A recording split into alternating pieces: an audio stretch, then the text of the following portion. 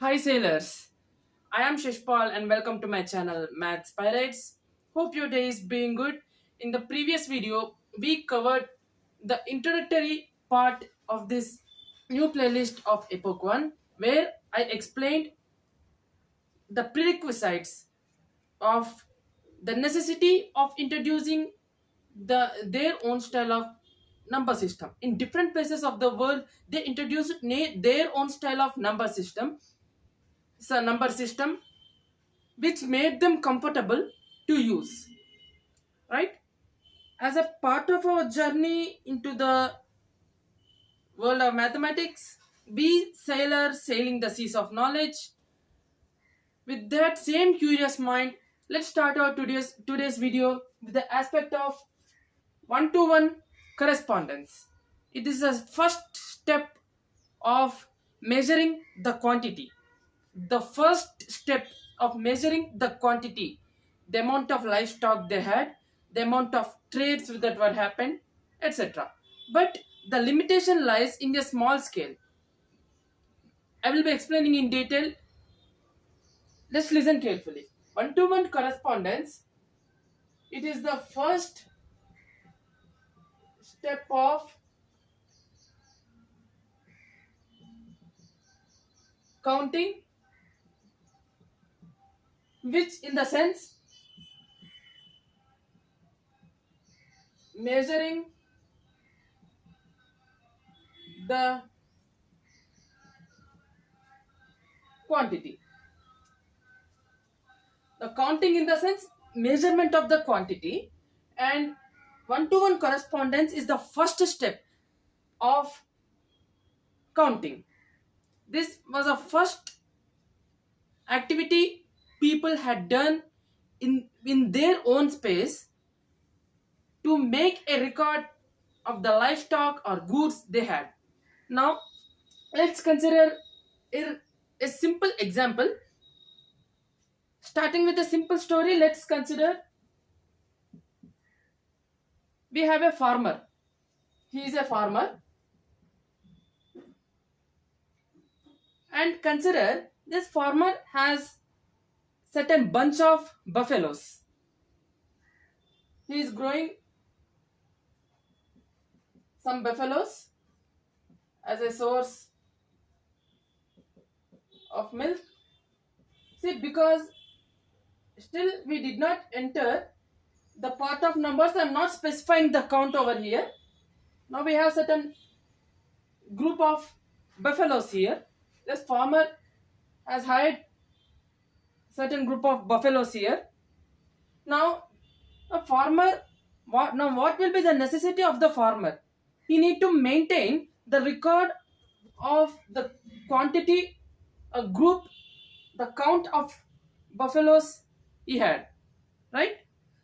In order to ensure, in order to ensure that farmer has not missed or left anything behind. Now this farmer makes all the buffaloes one by one to go through a certain track, and consider he has a group of other minute objects. Consider stones. Yes, the farmer had certain bunch of stones over here. Suppose he has sent the buffalo through this way, and he throws one stone into the bucket, into the container, and he sends another buffalo through it, and he throws a second stone into the container. Now he sends another buffalo through this way, and he throws another stone into the container, right? Now this buffalo came from this path to here, right? Another animal here, another animal here. In the similar fashion, he is maintaining a record of the count. See, now we got these many buffaloes sent under the count. So we got the same equivalent amount of stones over here, right? In those days, before the counting, they used to maintain the record by actually comparing, matching. One buffalo for one buffalo, one stone. For one animal, one stone. The similar passion, actually how many such livestock farmer consists of, those many stones the farmer used to maintain, right?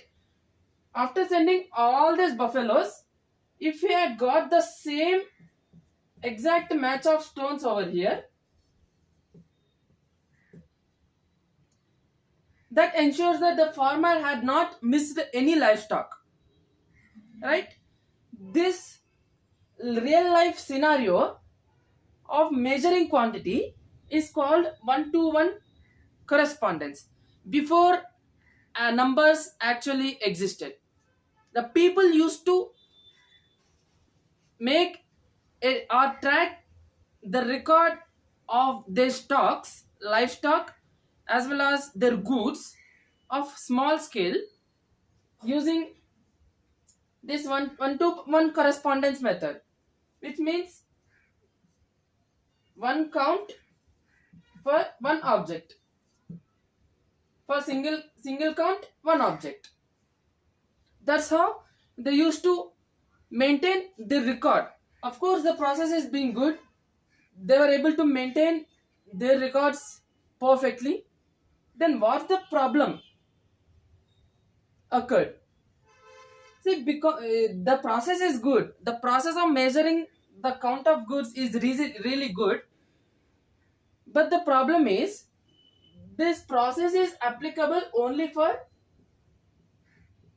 small scale of stocks or goods. It is not applicable for huge or plenty of goods or stocks.